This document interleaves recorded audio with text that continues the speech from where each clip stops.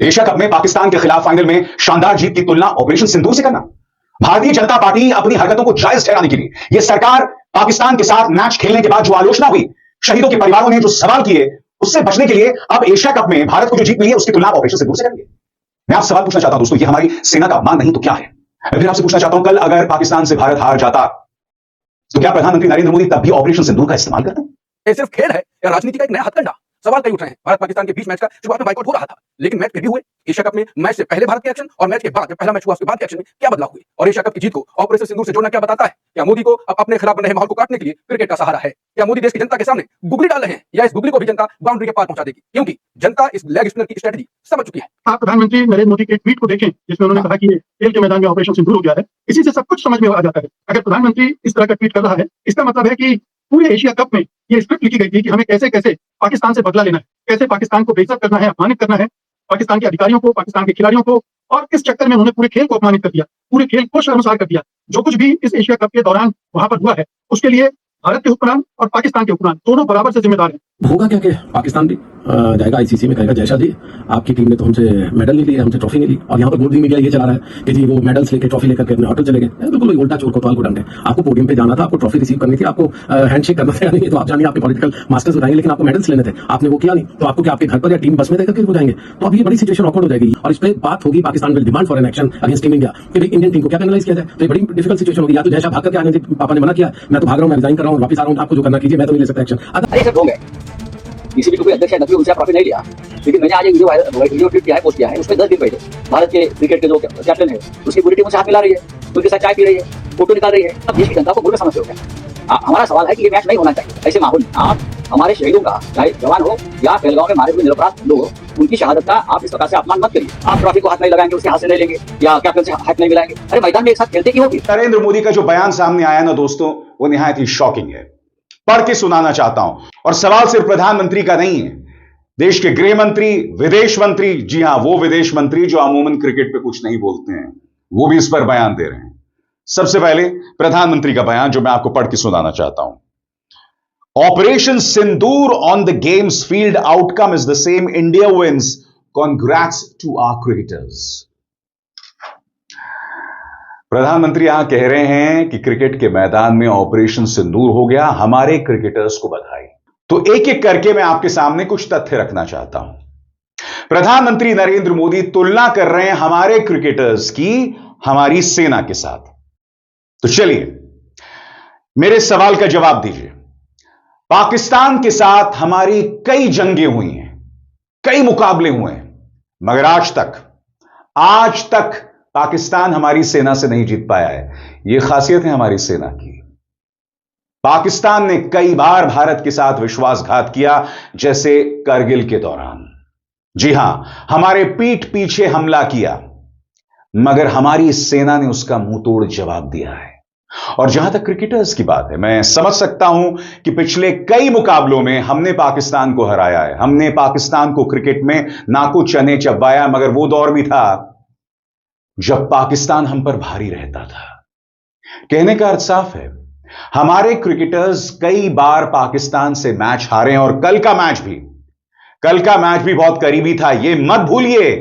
हमारे 3 wicket 20 run पर गिर गए थे। हमारे 3 बेस्ट खिलाड़ी, सूर्य कुमार यादव, शुभमन गिल, अभिषेक शर्मा, तीनों 20 रन पर आउट हो गए थे। और तब मैं सोचने लगा कि पूरे टूर्नामेंट में भारत एक भी मैच नहीं हारा, और अब फाइनल में आके वो पाकिस्तान से हार जाएगा। मैं फिर आपसे पूछना चाहता हूं, कल अगर पाकिस्तान से भारत हार जाता तो क्या प्रधानमंत्री नरेंद्र मोदी तब भी ऑपरेशन सिंदूर का इस्तेमाल करते? यह गलत है प्रधानमंत्री। सबसे बड़ी बात, मैं आपके सामने अब दूसरा तथ्य रखना चाहता हूं। इस फाइनल में पाकिस्तान की हार के बावजूद अब पाकिस्तानी क्रिकेट बोर्ड की जेब में कम से कम 200 करोड़ रुपए जाने वाले हैं, या शायद उससे भी ज्यादा। तो मैं आपसे एक सवाल पूछना चाहता हूं, यह जो 200 करोड़ रुपए आपको क्या लगता है कहां जाएगा? आप इस बात को बखूबी जानते हैं दोस्तों, वहां का क्रिकेट बोर्ड, वहां की सेना, वहां की आईएसआई और उसके जरिए उनके द्वारा पाले गए आतंकवादी, इनमें सीधा लिंक है। और आप सब जानते हैं, ये जो 200 करोड़ पाकिस्तान के क्रिकेट बोर्ड के जेब में जाने वाले, ये सब पाकिस्तानी सेना के बड़े बड़े अफसरों के बैंक अकाउंट्स में जाएंगे, आईएसआई के बैंक अकाउंट्स में जाएंगे और उसके जरिए आतंकवादियों के पास जाएंगे। यानी कि पाकिस्तान एक और पहलगाम हमले की तैयारी करेगा फाइनल में पहुंचने की वजह से। बेशक भारत ने उसे हरा दिया है। मैं फिर आपसे सवाल पूछना चाहता हूं, ऐसे में प्रधानमंत्री का यह बयान जब उन्होंने कहा operation Sindoor on the field, यह कितना गलत है दोस्तों? यह उन 26 भारतीयों का अपमान नहीं तो क्या? मैं आपसे सवाल पूछना चाहता हूं। मैंने आपके सामने तथ्य रखे। नंबर 1, आप हमारी सेना की तुलना क्रिकेटर से कैसे कर सकते हैं? हमारी सेना आज तक पाकिस्तान से कोई जंग नहीं हारी, मगर हमारे क्रिकेटर्स कई बार हारे हैं। याद कीजिएगा चैंपियंस ट्रॉफी का फाइनल, उस पूरे टूर्नामेंट में हमने पाकिस्तान को हराया, मगर फाइनल में आके पाकिस्तान ने हमें हरा दिया था। और आपको याद है उस वक्त विराट कोहली भारतीय टीम के कप्तान हुआ करते थे। लिहाजा प्रधानमंत्री का यह बयान गलत है। और सबसे बड़ी बात, देश के गृह मंत्री और विदेश मंत्री इस पर बयान दे रहे हैं। अमित शाह क्या कहते हैं? अमित शाह कहते हैं कि Bharat is destined to win no matter which field. यहां पर भी कहीं ना कहीं ऑपरेशन सिंदूर की तरफ इशारा कि भारत पाकिस्तान से जीतेगा चाहे जो भी क्षेत्र हो। आप यहां पर भारतीय जनता पार्टी की छटपटाहट को देखिए। फाइनल में जो आप पाकिस्तान से जीते हैं, क्योंकि लगातार आलोचना हो रही थी, क्योंकि याद कीजिएगा दिलजीत दोसांझ की एक फिल्म आती है, उसे भारत में बैन कर दिया जाता है, जबकि उस फिल्म की शूटिंग पहलगाम से पहले हो गई थी। क्यों? क्योंकि इस फिल्म के अंदर एक पाकिस्तानी एक्ट्रेस हानिया आमिर थी। दिलजीत दोसांझ पर निशाना साधा गया था, मगर दोहरे मापदंड सामने उभर कर आए। यह वो भारतीय जनता पार्टी है जिसके नेता चाहे अमित शाह हो, अनुराग ठाकुर हो, जिन्होंने पहले कहा था कि पाकिस्तान के साथ कोई मैच नहीं हो सकता, पाकिस्तान के साथ मैच खेलने की कतई जरूरत नहीं है, हम ताकतवर हैं, हम आईसीसी में भी बदलाव ला सकते हैं। मगर हकीकत यह है कि आईसीसी में इस वक्त सबसे ताकतवर शख्स यह है जय शाह, जो कि देश के गृह मंत्री के बेटे हैं, और उनकी नाक बचाने के लिए सब किया गया है। क्या पैसा सबसे ज्यादा जरूरी है? सबसे बड़ी बात, देश के विदेश मंत्री एस जयशंकर कह रहे हैं यह न्यू इंडिया है। आपको शर्म आती है मिस्टर विदेश मंत्री? आप वो शख्स हैं जिन्होंने कहा था कि चीन इतनी बड़ी अर्थव्यवस्था है, हम उनसे कैसे मुकाबला करेंगे। तो क्या यह भी न्यू इंडिया है? आपने इतनी बेशर्मी से भारत की तौहीन की थी यह कहते हुए कि हम चीन से कैसे मुकाबला करेंगे, और उस चीन के नाम पर आपकी सरकार ने जिस तरह से एक्टिविस्ट को टारगेट किया, पत्रकारों पर निशाना साधा, प्रोपेगेंडा चलाया राहुल गांधी से लेकर विपक्ष के तमाम नेताओं पर। अब उन्हीं चीनी राष्ट्रपति से मिलने प्रधानमंत्री नरेंद्र मोदी एससीओ की बैठक में शिरकत करने शंघाई पहुंच जाते हैं। आप उनके विदेश मंत्री को यहां भारत में बुला के, मिस्टर वांग यी को भारत में बुलाकर उनसे गले लगते हैं, उनसे हाथ मिलाते हैं। अब क्रिकेट की जीत को आप न्यू इंडिया या न्यू भारत की जीत बता रहे हैं। सबसे बड़ी बात दोस्तों जो मुझे शॉकिंग लगा, सैनिकों के इंटरव्यू लिए गए इस मैच को लेकर। मैं आपसे एक सवाल पूछना चाहता हूं, high profile high security zones में क्या सैनिकों के इंटरव्यूज लिए जा सकते हैं जब तक हुक्मरानों के आदेश ना हो, पॉलिटिकल लीडरशिप का आदेश ना हो? सुनिए एक सैनिक क्या कह रहे हैं। इंडियन आर्मी में पूरा जोश है और हमें अपने खिलाड़ियों के ऊपर भी पूरा भरोसा है कि वो हमारी उम्मीद पे बहुत ही अच्छा उतरेंगे। इंडियन आर्मी में बहुत जबरदस्त जोश है इस टाइम। इस वक्त आपको कैसा लग रहा है कि इस बलनोई एक्सट्रीम बॉर्डर पे, इस बलनोई ग्राउंड के अंदर ये पूरे युवा, यहाँ के बुजुर्ग और आप हिंदुस्तान के फौजी मिलके एंजॉय कर रहे हैं इस मैच को, जो एशिया का फाइनल कप जो है वो आज खेला जा रहा है पाकिस्तान और हिंदुस्तान के दरमियान में। इसका इंडियन आर्मी और हमारे जितने भी सिविलियन जवान हैं इसका बहुत ज़्यादा आनंद ले रहे हैं और हमें पूरा भरोसा है कि हमारे खिलाड़ी भी हमारी उम्मीद पे बहुत ही अच्छा उतरेंगे। का इस्तेमाल किया जा रहा है एशिया कप के लिए। मैं आपसे बहुत ही सरल भाषा में पूछना चाहता हूं, क्या यह संभव हो सकता था जब तक ऊपर से इजाजत ना आई हो? क्या कोई भी सैनिक इंटरव्यू दे सकता है? नहीं दे सकता है ना। सैनिक तभी इंटरव्यू दे सकते हैं जब ऊपर से आदेश आया हो। दोनों इस एशिया कप में खेल नहीं खेल रहे थे, जंग लड़ रहे थे। वो जंग लड़ रहे थे जो उन्हें लगता है कि बाकी रह गई थी ऑपरेशन सिंदूर के दौरान। मसलन प्रधानमंत्री नरेंद्र मोदी को लगता था कि सैन्य तौर पर तो हमने जंग जीत ली थी, लेकिन राजनीतिक तौर पर वो जंग हार गए थे। कूटनीतिक तौर पर हार गए थे, विदेश नीति के मोर्चे पर वो जंग हार गए थे और उनकी लगातार किरकिरी हो रही थी, उनके धज्जियां उड़ रही थी, उनका छीछा लेदर हो रहा था और इसी वजह से उन्होंने इस खेल के मैदान को चुना कि जो कुछ वहां खो दिया है मैंने उसको यहां से हासिल करूंगा। एक दूसरा ये कि चूंकि उनकी मजबूरी थी कि वो एशिया कप का बायकॉट नहीं कर सकते थे, नहीं करना चाहते थे। अमित शाह के बेटे आईसीसी के चेयरमैन हैं, कैसे उसका बायकॉट करें? अगर वहां से बायकॉट करते तो पाकिस्तान के लिए पूरा रास्ता साफ था एशिया कप जीतने का।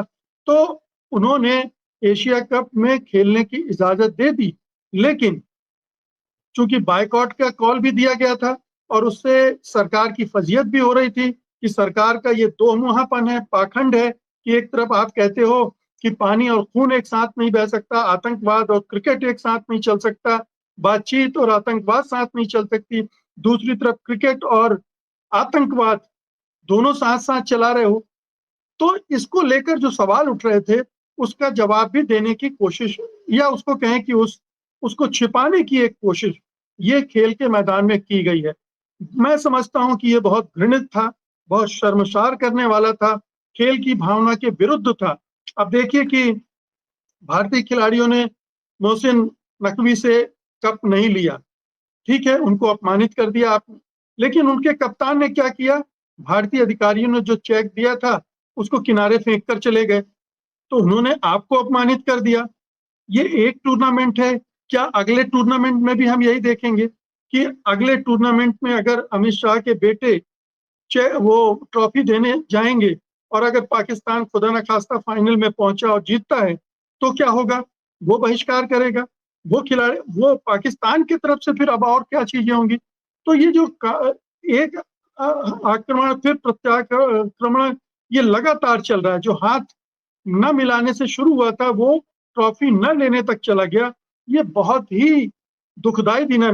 मेरे जैसे क्रिकेट प्रेमी के लिए ये बड़ा कष्टप्रद है, ये सारे चीजें खेल के मैदान पे देखना।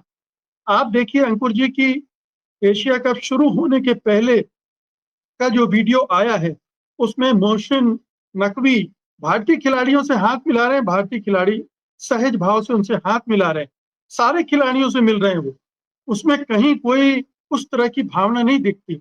लेकिन जैसे ही उन्हें नई स्क्रिप्ट दी गई होगी कि वो सब तो ठीक है, अब करना ये है, और फिर ये विवाद का सिलसिला शुरू किया गया। तो ये पूरा विवाद जो है इसका मैं मुख्य रूप से तो जिम्मेदार मोदी सरकार को मानता हूं, प्रधानमंत्री मोदी को मानता हूं, जिन्होंने इस टूर्नामेंट का इस्तेमाल अपनी राजनीति के लिए किया और उसके जवाब में पाकिस्तान ने भी वही राजनीति अख्तियार कर ली और उसने भी वही खेल खेलने शुरू कर दिए। तो ये जो एक दूसरे को नीचा दिखाने की राजनीति है वो खेल के मैदान में हुई, ये दोनों देशों के नेतृत्व का टुच्चापन जाहिर करता है, उनका छोटापन जाहिर करता है। और मैं कहूंगा कि भारत के नेतृत्व का और भी छोटापन जाहिर करता है, क्योंकि भारत इतना बड़ा देश है, इतना बड़ा देश है, शक्तिशाली देश है, इतनी बड़ी जनसंख्या वाला देश है, उसका दिल और दिमाग बड़ा होना चाहिए, उसे उदारता दिखानी चाहिए। ठीक है, युद्ध के मैदान में उदारता नहीं चलती, लेकिन ये खेल का मैदान था, खेल के मैदान को आपने युद्ध के मैदान में तब्दील कर दिया। ये इससे शर्मनाक बात कुछ हो ही नहीं सकती। ये खेल भावना को पर खंजर चलाने जैसा है। होगा क्या कि पाकिस्तान भी जाएगा आईसीसी में, कहेगा जय शाह जी आपकी टीम ने तो हमसे मेडल नहीं लिए, हमसे ट्रॉफी नहीं ली, और यहाँ पर गोदी मीडिया ये चला रहा है कि जी वो मेडल्स लेके ट्रॉफी लेकर के अपने होटल चले गए। बिल्कुल वही उल्टा चोर कोतवाल को डांटे।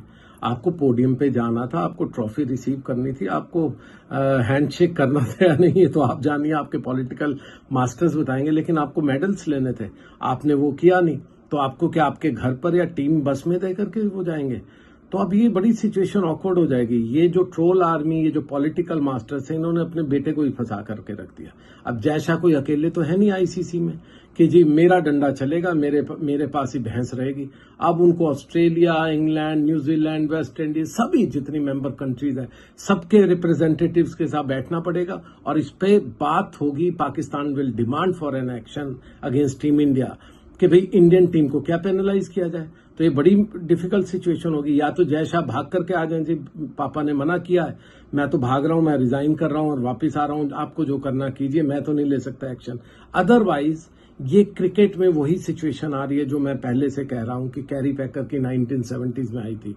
डिवाइड हो गया था, एक तरफ कैरी पैकर और एक तरफ सभी।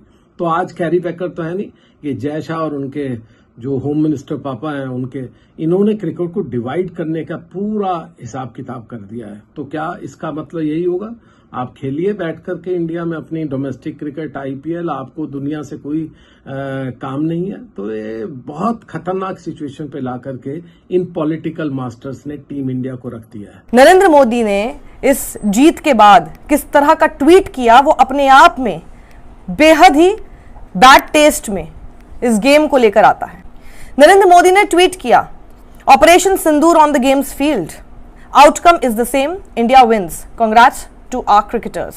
इस ट्वीट पर भी चंद्रशेखर लूथरा ने बोला है कि जब आपको नहीं पता, आपको सिर्फ राजनीति करनी आती है, आपको सिर्फ चुनाव जीतने आते हैं और आपको नहीं पता कि एक खेल का मैदान कैसा होता है और एक खेल के मैदान पर क्या होना चाहिए, तो इसी तरह की भाषा और इसी तरह के ट्वीट फिर आपकी तरफ से आएंगे। ये कंट्रोवर्सी की क्या जरूरत थी, इस तरह के ट्वीट्स की क्या जरूरत थी। I am not a political reporter, लेकिन कई बार ये लगता है कि ये क्या हो रहा है मेरे देश के साथ, ये मेरे क्रिकेट टीम के साथ, मेरे स्पोर्ट्समैन के साथ क्या हो रहा है। कैसी विडंबना है सच में कहें तो सूर्य कुमार के साथ। अगर आप प्री टूर्नामेंट अगर प्रेस कॉन्फ्रेंस देखे, वो गए मोहसिन नकवी के साथ हाथ मिलाया, पाकिस्तान कप्तान के साथ हाथ मिलाया, अच्छे से प्रेस कॉन्फ्रेंस हुई।